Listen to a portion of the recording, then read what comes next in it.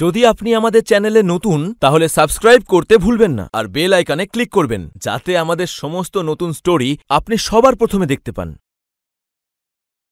সুরভি ম্যানশনে একেবারে হইচই পড়ে গেছিল, কারণ সেই ম্যানশনের মালিক রমাকান্তের হঠাৎই মৃত্যু হয়। সব আত্মীয়রা একত্রিত হয় তার অন্তিম সংস্কারের জন্য। হিন্দু নিয়মরীতি মেনেই তার শ্মশান যাত্রার বিছানা সাজানো হয়েছিল এবং অবশেষে পুরোহিত মশাইকে ডাকা হয় তার অন্তিম সংস্কারের জন্য। তারপর যখন সবাই মিলে তার অন্তিম সংস্কারের জন্য শ্মশানঘাটের দিকে নিয়ে যাচ্ছিল, মিসেস সিনহা সামনে এসে পড়ে এবং সবাইকে যেতে বাধা দেয়। দাঁড়াও, আমার স্বামীকে এভাবে পুড়িয়ে দিও না। ও আগুনে খুব ভয় পেত, সব সময় আমায় বলতো যে আমাকে পোড়াবে না, কবর দেবে, যাতে মরার পরেও আমি কষ্ট না পাই। এসব আপনি কি বলছেন বলুন তো? মৃত্যুর পরে কারোর কোনোদিনও কোনো শরীরে ক্ষতি হয় নাকি? আর এখন যদি ওনাকে অন্তিম সংস্কার না করা হয়, মুক্ত কিভাবে হবেন? এই চিন্তা ভাবনার জন্য আপনার কোনো আত্মীয় স্বজনেরা আসেনি। দেখুন, ওইসব আমি জানি না, শুধু এইটুকু জানি যে ওর অন্তিম ইচ্ছা ছিল যেন ওর শরীরকে কবর দেওয়া হয়, আর আমি ওর সেই ইচ্ছাকে পূরণ করব। ঠিক আছে, আমাদের কথা যখন তুমি শুনবেই না ঠিক করেছো, তখন আমাদের এখানে দাঁড়িয়ে আর কোনো কাজ নেই। এভাবে যদি শরীরের অন্তিম সংস্কার না করা হয়, তাহলে হিন্দু ধর্ম অনুযায়ী কোনো কার্যই সম্পন্ন হবে না। চলো, এখানে দাঁড়িয়ে থেকে কাজ নেই, চলো চলো। ওনার চিন্তা ভাবনা যে কি আমি তো বুঝতেই পারছি না। এসব কেউ বলে নিজের স্বামীকে নিয়ে? এনার অন্তিম সংস্কার না করলে বিষয়টা কি ঠিক দাঁড়ায় বলো তো? এখন শুধু আমরা তিনজনই আছি তোমার শেষ ইচ্ছে পূরণ করার জন্য। এখন এরা দুজনই আমায় সাহায্য করতে পারে। ওই দুজন ছেলে মিলে মরদেহকে কাঁধে নিয়ে ওরা কবরস্থানের দিকে রওনা দেয় এবং পথে যেতে যেতে ওরা অদ্ভুত কেমন একটা ব্যাপার অনুভব করা শুরু করে, কিন্তু সেটা কি কিছুতেই তারা বুঝতে পারে না। আমরা ওকে কবর দেওয়ার জন্য এখানে নিয়ে তো এলাম, কিন্তু আমাদের সাহায্য করার জন্য তো এখানে কেউই নেই। এবারে কি করব? আর করার কি আছে, ওনার ইচ্ছে অনুযায়ী আমরা ওনাকে এখানেই কবর দিয়ে চলে যাই। আচ্ছা, আমরা দুজনে মিলে এখানে একটা গর্ত খুঁড়ি আর ওনার মরদেহটা মাটি চাপা দিয়ে দিই। চাকরের এমন কথা শোনার পর মিসেস সিনহা নিজের স্বামীর মরদেহর পাশেই দাঁড়িয়েছিল। সেই সময় কাজের লোক বড় করে গর্ত খুঁড়ছিল। সন্ধে একেবারে নেমে এসেছিল। কাজের লোকেদের সাহায্যে মিসেস সিনহা নিজের স্বামীর মরদেহ মাটি চাপা দিয়ে কবরস্থান থেকে বাইরে বেরিয়ে আসে এবং আচমকাই মনে হচ্ছিল কেউ যেন তার পাটা ধরে রেখেছে শক্তভাবে। মিসেস সিনহা চেষ্টা করেও আগে এগোতে পারেনি, কারণ একদিকে কবরস্থানের ভয়াবহ পরিবেশ আর অন্যদিকে পেঁচাদের ভয়ঙ্কর ডাক আর অজস্র বাদুড়ের পাখার আওয়াজ। এমনটা মনে হচ্ছিল যে ওনার ঠিক পেছন দিকে কেউ দাঁড়িয়ে রয়েছে। যেই সে পেছনে ফিরে তাকালো, দেখে সেখানে কেউ নেই। কাজের লোকেরা একটু তার থেকে এগিয়ে গেছিল, কারণ মিসেস সিনহা এখনো মিস্টার সিনহার কবরের পাশেই তখনও দাঁড়িয়েছিল। উনি কাজের লোকেদের চেঁচিয়ে ডাকবার অনেক চেষ্টা করছিল, কিন্তু ওনার গলা থেকে কোনো কণ্ঠস্বরই বেরিয়ে আসছিল না। কিন্তু হঠাৎই উনি অনুভব করতে শুরু করে যে ওনার শরীরে ছোট ছোট পিঁপড়ে একেবারে সারা জায়গায় ভর্তি হয়ে গেছিল এবং সেই পিঁপড়েগুলো তার রক্ত চুষে চুষে খাচ্ছিল। ওনার কাজের লোকেরা ফেরত এসে কবরের দরজার সামনে দাঁড়ায় আর দেখে উনি এখনো সেই কবরস্থানেই দাঁড়িয়ে রয়েছেন। আর ওনার অবস্থা দেখে মনে হচ্ছিল যে ওনার আশেপাশে কেউ দাঁড়িয়ে আছে, যার থেকে উনি প্রাণপণে নিজেকে বাঁচানোর চেষ্টাই করে চলেছিলেন। কিন্তু উনি ওখানে কিছুই দেখতে পাচ্ছিলেন না। এমন অবস্থা দেখে চাকরেরা হতভম্ব হয়ে যায়। আরে ভাই, আমার তো কিছুই ঠিক মনে হচ্ছে না। মনে হচ্ছে ওনার অন্তিম সংস্কার না করে এরকম মাটি চাপা দিয়ে আমরা আবার কোনো ভুল করে ফেলিনি তো? এর জন্য আমার এদের পছন্দ না।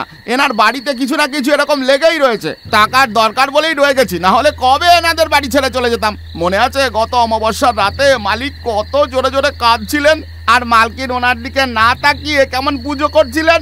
আরে ভাই, এখন এসব ছাড়, ওনাকে নিয়ে এখান থেকে আমরা যাই।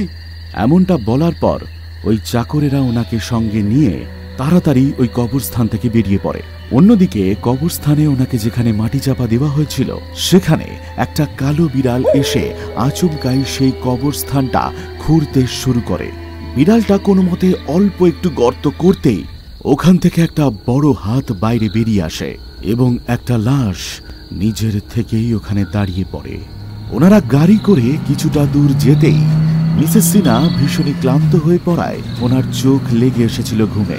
তখনই একটা কালো বেড়াল চলন্ত গাড়ির বোনাটের ওপর না জানি কোথা থেকে চলে এসেছিল। বিড়ালটা বোনাটের ওপর হাত দিয়ে বারবার মেরে বোঝাতে চাইছিল গাড়িটা থামানোর জন্য।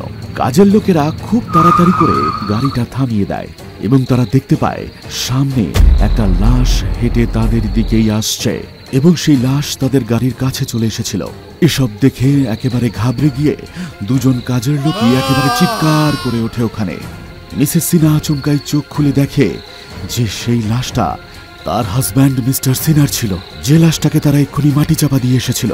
চেনা লোককে দেখে আনন্দ হলেও চাকরেরা একেবারে ভয়ে গাড়িটা স্টার্ট দিয়ে তাড়াতাড়ি ওখান থেকে পালিয়ে যাওয়ার চেষ্টা করে এবং পরে মধ্যরাত 2টোর সময় চাকরেরা যখন ঘুমোচ্ছিল ওদের ওই বাংলোর বাইরেটা ঘুটঘুটে অন্ধকার হয়ে উঠেছিল। ধীরে ধীরে একটা আওয়াজ যেন ওদের ঘুম ভাঙিয়ে দিচ্ছিল।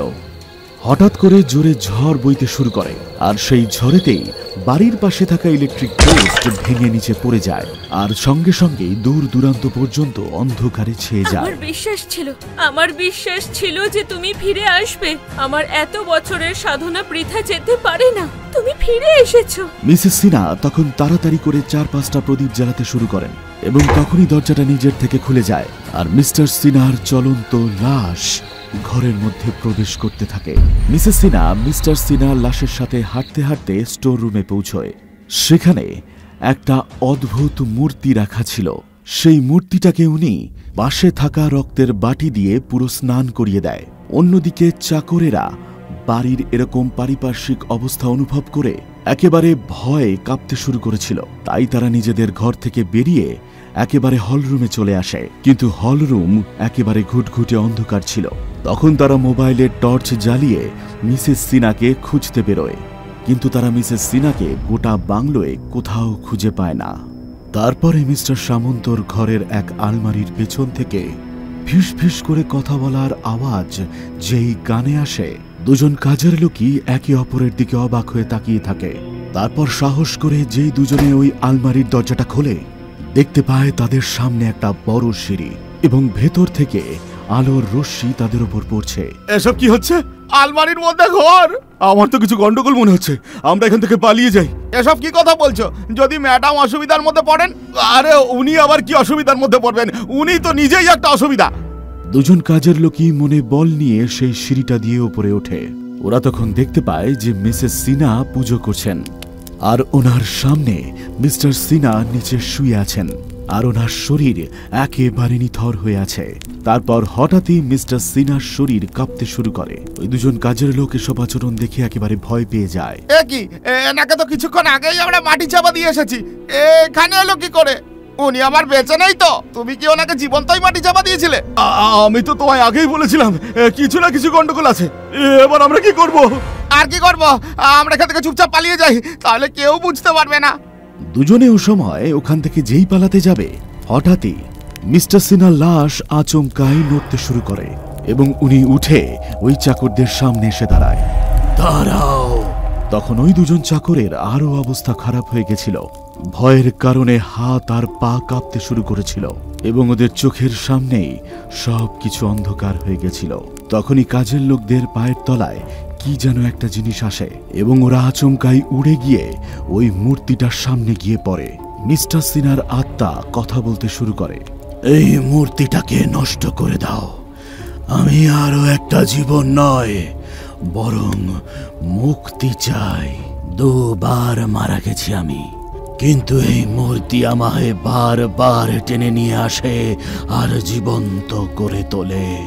এমনটা বলার সময় মিস্টার সিনহার ওই লাশ একেবারে 70 বছরের বৃদ্ধ বুড়োর মতো লাগছিল। ওই দুজন কাজের লোক ভয় পেছনে সরতে শুরু করে, কিন্তু ওরা বুঝতে পারে ওদের নিজেদের পায়ে কোনো নিয়ন্ত্রণ নেই। তাই ওই মিস্টার সিনহার প্রেতাত্মার নির্দেশে ওরা ওই মূর্তির কাছে চলে যাচ্ছিল। দাঁড়াও, কেউ যদি ওই মূর্তির সামনে যাও তাহলে আমার চেয়ে খারাপ কেউ হবে না। এসব বলার পরেই মিসেস সিনহা একেবারে প্রেতাত্মার রূপে পরিণত হয়ে যায়। ওই দুজন কাজের লোক কিছুই বুঝতে পারছিল না যে ওদের তখন কি করা উচিত। ওদের একদিকে রয়েছে লাশ আর অন্যদিকে রয়েছে প্রেতাত্মা। 2 বার তোকে আমি জীবিত করে তুলেছি, এই শেষবার যদি আমার পুজো সম্পন্ন হয় তাহলে এই পৃথিবীতে শয়তানের রাজত্ব থেকে কেউ আটকাতে পারবে না। চলে যাও তোমরা। নইলে কিন্তু তোমাদেরও শেষ করে দেব। এমনটা বলার সাথে সাথে প্রেতাত্মা যখন নিজের হাত ওঠাতে শুরু করে তখন ওই দুই চাকর ছিটকে একেবারে কোনায় গিয়ে পড়ে। ওই প্রেতাত্মাকে অমান্য করে মিসেস সিনা নিজের যজ্ঞ চালিয়ে যায়, আর একজন কাজের লোক ঈশ্বরের নাম জপ করতে করতে সামনের দিকে এগিয়ে যায় এবং খুবই দ্রুত মূর্তিটাকে হাতে নিয়ে ভেঙে দেয়। যে সময় ওই মূর্তিটা ভেঙে যায় আচমকাই প্রকট বজ্রপাত হয় আকাশে। তখনই তীরের মতো একটা আলো ছুটে এসে মিস্টার সিনার লাশের ওপরে গিয়ে পড়ে। তখনই ওই লাশ ধোঁয়া উৎপন্ন করে ওখান থেকে উধাও হয়ে যায়। মিসেস সিনা এক ঝটকায় নিচে পড়ে যায়। তোমরা আমার বহু বছরের সাধনাকে বৃথা করে দিয়েছো। আমি আবার ফিরে আসব আর আমার সাধনা পূরণ করব। এমনটা বলার পরেই মিসেস সিনা ঝড়ে পড়ে যাওয়া গাছের মতন নিচে পড়ে থাকে। তারপরেই ওনার শরীরটা ধোঁয়া হয়ে গিয়ে ওখান থেকে উধাও হয়ে যায়। কিন্তু এই দুজন কাজের লোক কিছুই বোঝেনি যে কি হয়েছে, কারণ আচমকাই চোখের পলকে ওরা যেখানে দাঁড়িয়েছিল সেখানে দাঁড়িয়ে দেখে ওই ঘরটা ধ্বংস হয়ে গেছে। আমরা এতদিন ধরে একজন মৃত লোকের সেবা করে যাচ্ছিলাম। এসব ঘটনা মন থেকে একেবারে মুছে ফেলা উচিত। ওরা দুজন নিজেদের মধ্যে কথা বলার সময় আচমকাই একটা কাক তাদের কাছে উড়ে আসে এবং একজনের কাঁধে বসে বলে, শয়তানকে কেউ আটকাতে পারে না, আমি খুব তাড়াতাড়ি ফিরে আসব।